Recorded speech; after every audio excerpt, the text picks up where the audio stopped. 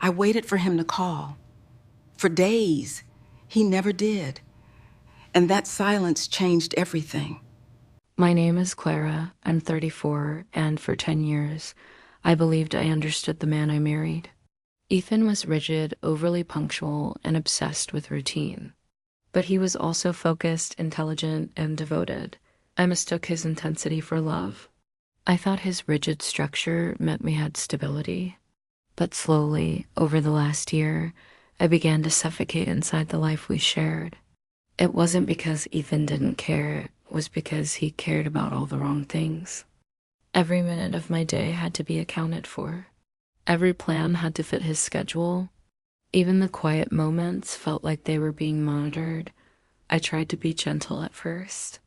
I'd say things like, "Ethan, I just need a little time alone sometimes. Maybe a walk by myself, or a night out with Sophie." He always smiled politely and said he understood.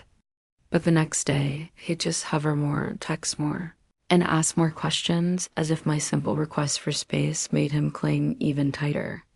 The pressure built silently until one night I finally said the words, "I think I need some space." My hands were trembling. It wasn't a threat, and it wasn't a warning. It was just a desperate plea for air. He looked at me with a calmness that felt completely unnatural. "Space," he repeated. "You mean separation?" "No," I said quickly. Just a short break. I need to think." He didn't ask why. He didn't ask how I was feeling. He didn't even look hurt. Instead, he simply said 4 words that completely blindsided me. "I want a divorce." I actually laughed, a tiny, nervous burst of air, because the only alternative was to start crying. "You're serious?" I whispered. "Clara," he said, his voice disturbingly steady, "I've been unhappy for a long time. You asking for space just confirms what I already knew. We want different things." He wasn't angry. He wasn't emotional. He was just done, completely, unquestionably done. He explained it the same way he'd explain a business decision, logical, detached, almost mechanical. It was as if our 10 years together were just a spreadsheet, and he had just deleted a row. I packed a bag that night, half in shock, half on autopilot, and I left. Not because he told me to, but because staying there felt like sleeping next to a stranger who had already moved on. I went to my friend Sophie's apartment, and wrapped in a blanket that smelled like her lavender detergent, I finally broke down. I hadn't expected fireworks or a huge breakup fight, but I expected something. Anger, tears, a plea to reconsider. Instead, he had erased me with a single sentence. I spent that entire night replaying our marriage, trying to figure out when he had stopped loving me, or if he ever really had. By morning, one truth hit me harder than the divorce itself. I didn't recognize the man I had married. And I wasn't sure if I ever truly had. The first week after I left was brutal. Every time my phone buzzed, my heart would leap into my throat.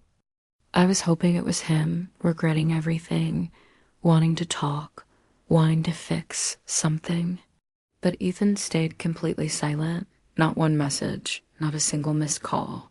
He didn't even ask where I was. The silence was so complete, it felt like he had just stepped out of the world entirely. At first, that emptiness just gnawed at me.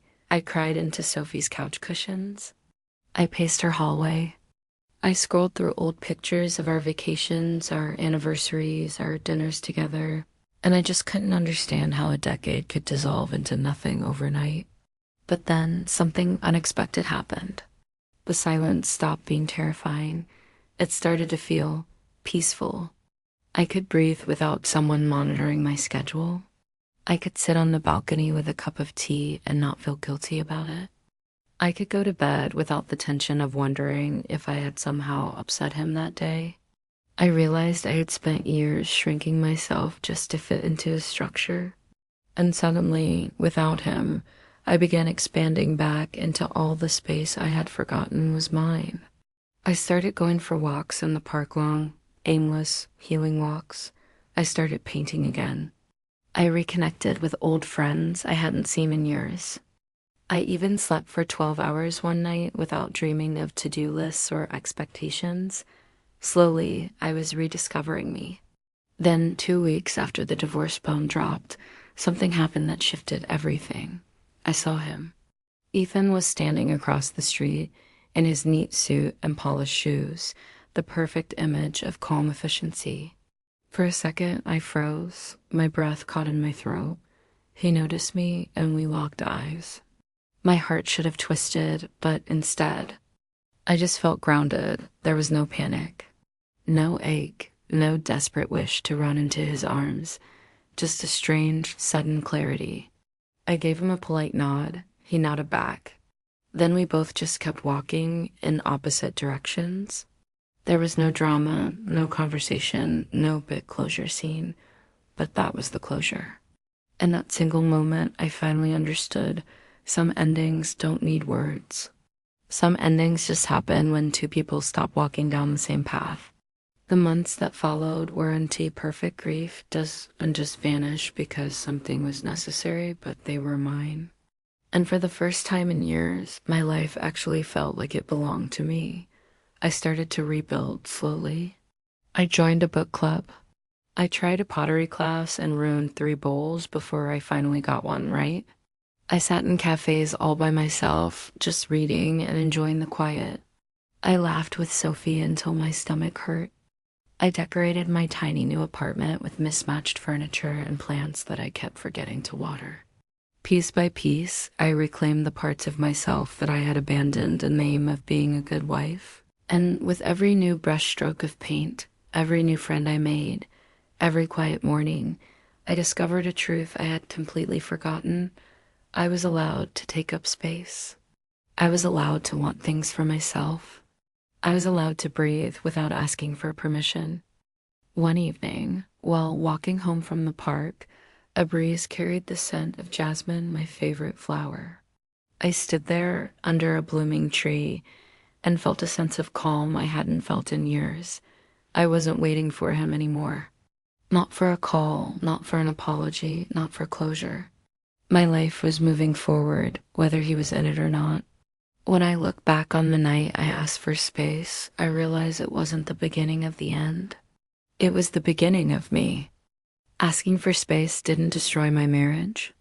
It simply revealed the truth that was hiding right beneath the surface. Ethan didn't want to grow alongside me. He wanted control, predictability, and perfection. I wanted freedom, breath, and life. We were never going to walk in the same direction. I was just too afraid to look. Now, as I write the next chapters of my life on my own terms, I understand something deeply. Sometimes losing someone isn't a loss at all. Sometimes it's the very first step toward finding yourself again, and that silence I once feared. It became the space where I rebuilt my soul. Thank you so much for listening to my story. If any of this resonated with you, I'd love it if you'd subscribe and join me on this journey. See you in the next one.